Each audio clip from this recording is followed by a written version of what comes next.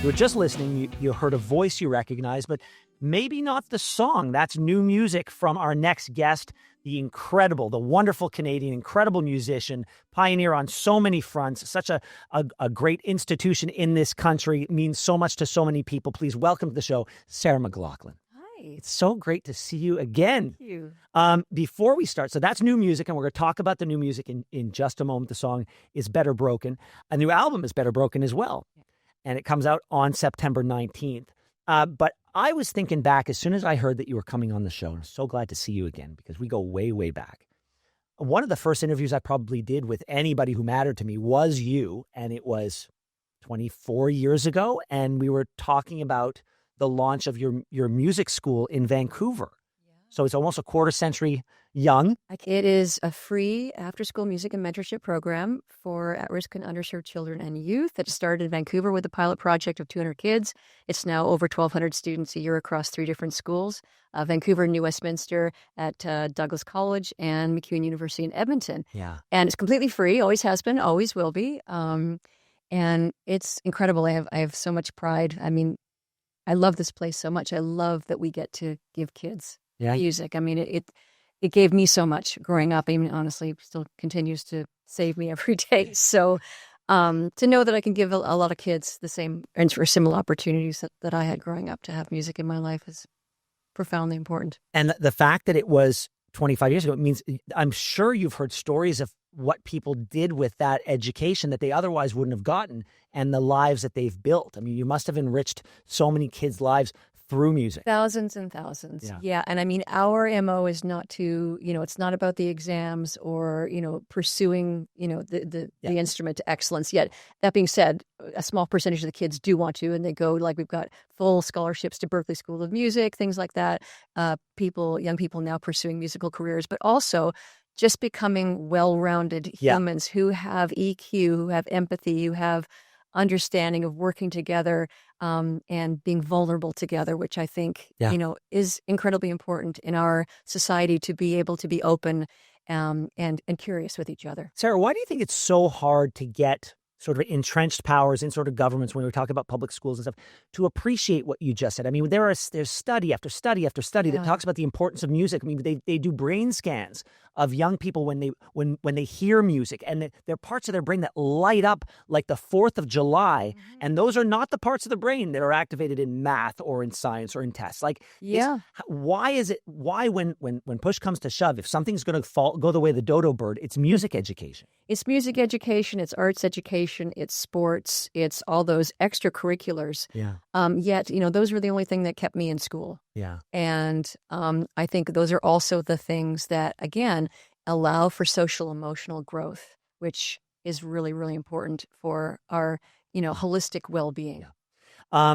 You're in town for a number of reasons. One, we got this new album. It's been 11 years. Yeah, I know. And you said music saves you every day. So why not make new music in the past 11 years? What was it about this time in your life? I was making new music. It was just, parceled with a lot of big distractions. I had 2 teenage daughters.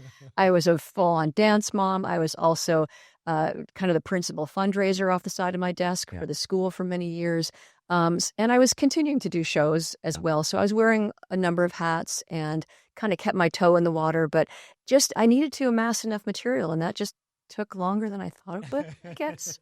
So what does this album say? What does it? If people are being reintroduced to Sarah after so many years, what are they going to learn from you in this album? Well, there's no reinventing the wheel. I've always written from an emotional point of view, and also just from dealing with challenges in my own life.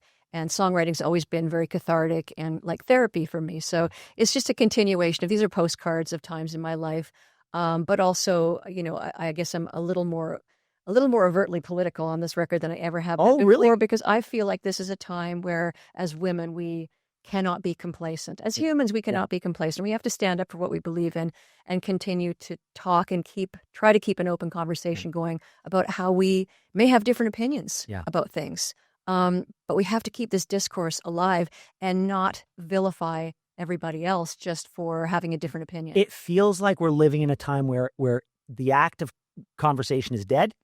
and it's about shouting as loud as you possibly can. Yeah. And victory is achieved by destroying the other side. Yeah, and we're never going to get anywhere doing that. It's nobody wins in that situation. I mean, I remember back in the day, I would hear you speaking on one issue or another, and you did so with eloquence and empathy, and it was never about denigrating the other side, and it was about, okay, how do we find a solution? How do we get to a place where this can be addressed? Yeah, we need some common ground. Yeah. Like, you have different opinions than I do. You have different attitudes than I do on a lot of things, I'm sure. Yeah.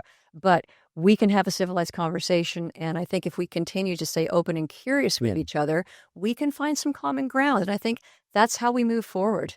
Yeah. And I know that maybe it feels like a luxurious place to sit when everybody is so angry. And I get the anger. Yeah. I understand it. Mm-hmm. But we have to find a way forward. Yeah. And I think, we need each other. Yeah. That's the kind of the bottom line, is we kind of need to figure it out together, or it's never going to work. Before we sign off, let's talk about those postcards from your past, as you talked about as you're a songwriter. What about the postcard that's taking you all the way back to Lilith Fair, because you're in Toronto for the premiere of Lilith Fair Building a Mystery. The world premiere is happening at the Toronto International Film Festival.